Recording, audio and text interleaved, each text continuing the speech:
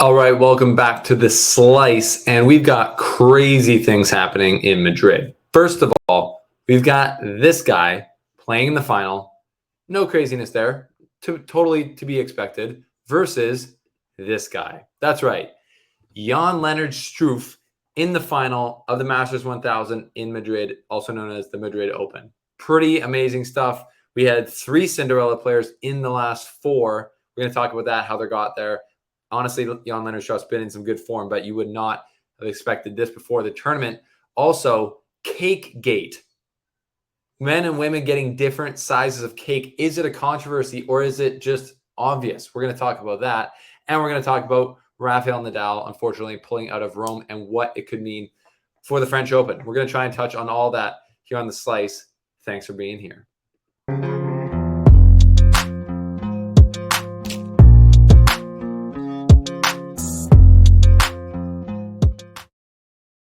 All right, we are back in the sack, and Madrid is coming to a wind down. We've got big finals, Sabalenka versus Swiatek in the women's, and we've got Alcaraz versus Struff in the men's. 3 of the 4 players there are expected. Sabalenka, Swiatek, obviously 2 of the top 3, probably the top 2 players in the WTA right now, especially on clay, met in the Stuttgart final. And then we got Alcaraz versus, the huge shocker in Struff. And we're going to take a look at the route they got to get there, how that all happened.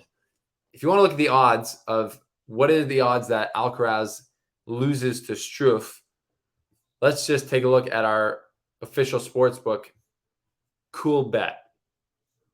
They are showing the odds right now, 11.4 to 1 for Struff to beat Alcaraz. So if you put in $5, you would win $105 if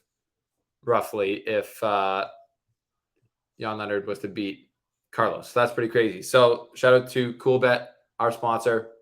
Download the sportsbook and bet only responsibly and respectfully. That's the only type of betting we allow here. But if you want to use our code The Slice, you can double your deposit and DM us for a free $50. So that's that. That's the final of the men's. We've got Carlitos playing great tennis as per usual, coming off the back of his title in Barcelona. We're going to say, is he going to defend Madrid? And it looks like he will defend Madrid after winning both of those tournaments last year. Now, the big, obviously, surprise has come on the men's side of the draw. So let's just jump into that. I'm going to have to just share the screen here. But yeah, let's take a look at that. So on the top half, let's just look at Carlos's roll. He rolled through. Tough one against Emilio Ruusuvuori, actually. 3 sets.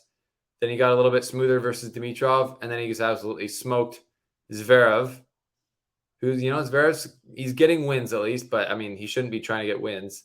People were talking about, if you just contrast where he was last year to where he is this year, it's a huge step back, obviously. Carlos beats Karen Khachanov, no surprises there. And then he beats Borna Coric in the semifinals. Again, no real surprises there, but what a comeback to form for Borna Coric. Now, this is where we look at Jan-Lennard Struff's route. Takes out Lorenzo Sonego, 6-3, 6-1. After being a lucky loser, losing to Aslan Karatsev in the quarterfinals. We didn't mention this really at the top of the show, but if you didn't know, this is the first ever time a lucky loser has made the final of a Masters 1000 tournament on the ATP Tour. So we were literally, this is like historic grounds for Jan-Lennard Struff, who, for a while there, I remember Shapovalov played him in Davis Cup at the end of last year. And I was just like, you know what? This is a guy who's not playing his great tennis. He's kind of fallen off. Maybe he's getting too old. Maybe he's just kind of dwindling down.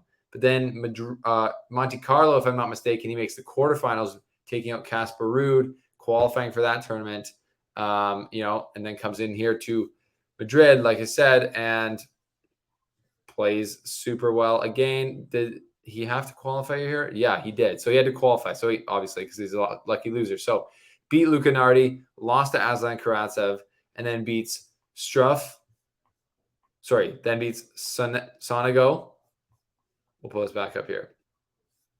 Then he beats Sonego, Ben Shelton, Dusan Lajovic, who just won a tournament, who beat Felix Auger-Aliassime in the round previous. Then he goes on and beats Kachin. Then he goes on and beats Stefanos Tsitsipas in 3 tough sets. Played a big time match. Just big time for Jan-Lennard Struff. And then he's in the semifinals against Aslan Karatsev, the guy he beat in the qualifiers.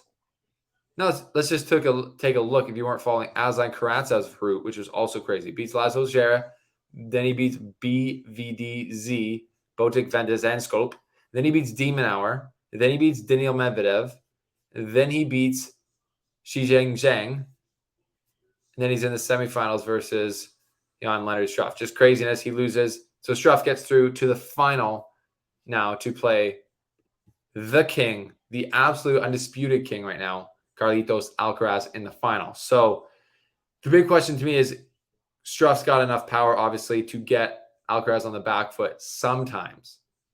So we've seen it in the past where if Alcaraz doesn't really feel like he has his game and he is forced to play defense by an opponent who has a lot of power, he can sometimes, if he's not locked in mentally, play the wrong type. He can try and go for too much from the defensive positions without his game, and he'll start missing a lot, and he can kind of just come out flat, stay flat, and finish flat. We have seen that from him before.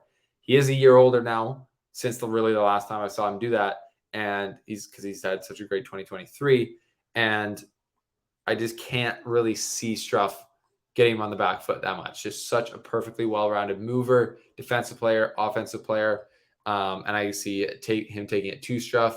But if you're Jan-Lennard, you're going to come out gunning. Any second serve you see, you're just going to try and impound, which he was doing, it looks like, against Tsitsipas.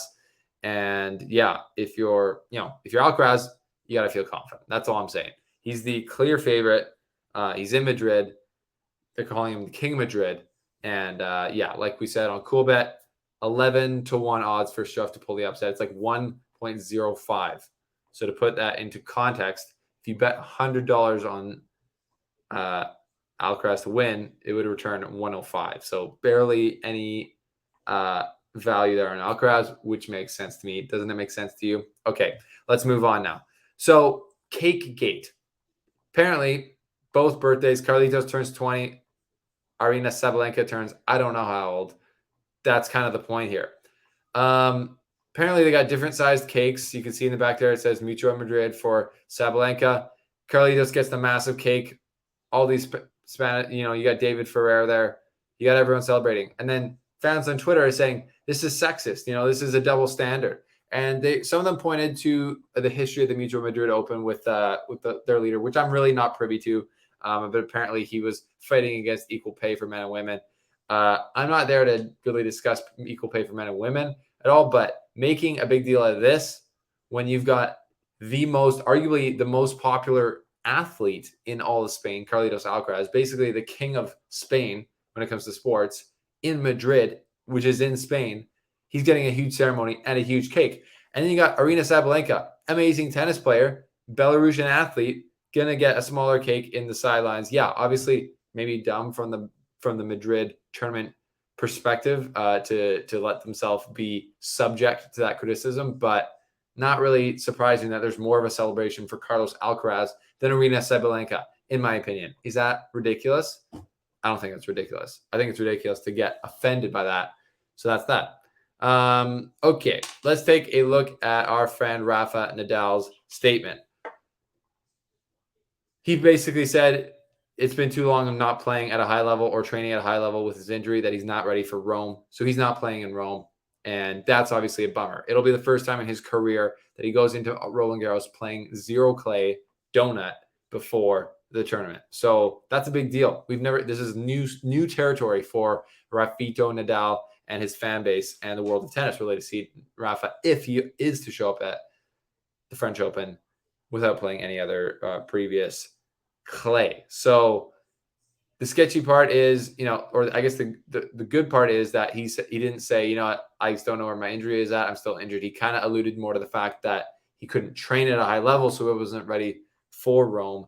Maybe signaling that he'll be ready to go for Roland Garros. You've got to think that he's going to try and do everything he can. I mean, the guy was out there last year, literally freezing his foot still winning the tournament. So the guy's prepared to do what he's got to do to win on clay, prepared to pay his dues, you would say.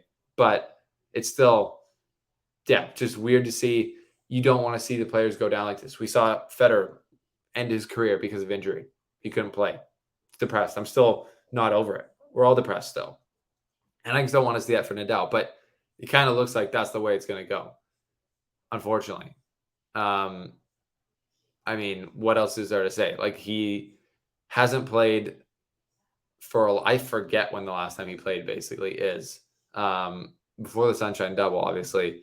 And yeah, at this point, I forgot even what his injury really is.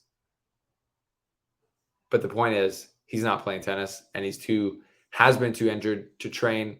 So he is pulling out of Rome, and we're going to see about his participation at the French Open. So that's that on Rafa. We wish him a speedy recovery, obviously. One last look at the odds. We got Sabalenka versus Swiatek. The odds on Coolbet are 1.28 for Swiatek to win and 3.85 for Sabalenka. So they're pretty good. A pretty heavy favorite to Swiatek, which she does deserve to be the favorite. And Sabalenka is chasing her down, as has been the case for a while now. But you got to expect a good battle. And we'll see if Jan-Lennard Struff can challenge Alcaraz at all as he goes to get his second title in a row and really put him in a good position to take the number one ranking back from Novak Djokovic in Rome, where Novak should be playing. We haven't heard any announcements, which is a good thing. We haven't seen the draw yet, so we'll just expect him to play. But if not, we will see. So anyways, that's the slice on Madrid finals. We will be coming at you on Sunday with a recap of the match. And yeah, that's the slice. We'll see you guys soon. Bye.